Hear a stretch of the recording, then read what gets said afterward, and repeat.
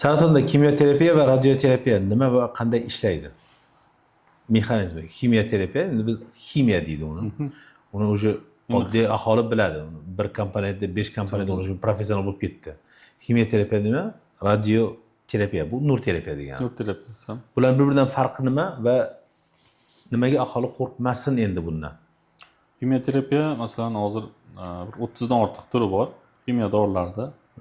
Oddiy kapelnishada bo'ladi. Xuddi mana shu tomirdan olinadi u. Ko'rgan yoki har xil uskunalarda bo'yniga osib berib sut ishni qo'yiladi. Turi ko'pda endi. Bari tomirdan kiritiladi. Hammasi tomirdan qon orqali yuboriladigan dorilar, ximikat preparatlar. Uning rangi har xil bo'lishi mumkin. Firmasi boshqa bo'lishi mumkin, lekin hammasini o'sha 30 dan ortiq kimyo dorisi bor hozir dunyo bo'yicha. O'sha dorilar yuborilish usuli, sxemasi endi ko'p uni. O'sha 30 xil dorini har xil sxemada qo'llaniladi. Ya'ni bittadan 5 tagacha aytganingizdek kompleks aralashtirib, har xil kombinatsiyalari bor. Har xil kasallikka qarab sxema o'zgartirib borilaveradi. Nur terapiyasi asosan hozir ichki tashqi nurlar bor. Undan tashqari hozir texnika rivojlanyapti. Ya'ni chiziqli tezlatgichlar chiqib ketdi.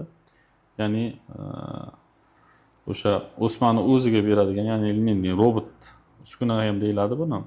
O'smada o'sha katta joyga berilmaydi nur. Masalan, o'pkada kichkina 1 santimetr o'sma bor.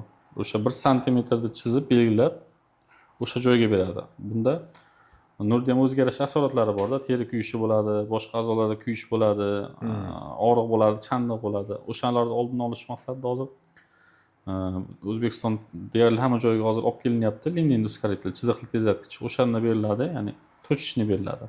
O'sma olingan joyda o'ziga beriladi. Asoratlari kam, hamda effekt yuqori.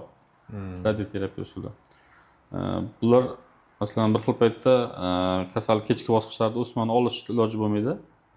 Yoki o'sma katta bo'lgan holatlarda birinchi ximiya qilib, o'sma kichraytirib, nur berib, kichkina qilinib, keyin operatsiya qilish mumkin. Yoki operatsiya imkoniyati bo'lmagan holatlarda ximiya bilan o'sha narsa kichraytirib, nur berib, o'sha narsa ya'ni muzlatiladi. Tushunadigan qilib aytganda, o'sha narsani to'xtatib qo'yish o'sishini. Yoki o'sishni to'xtata olmasa, muzlatish yo'li bilan o'sha sekinlatish o'sishini.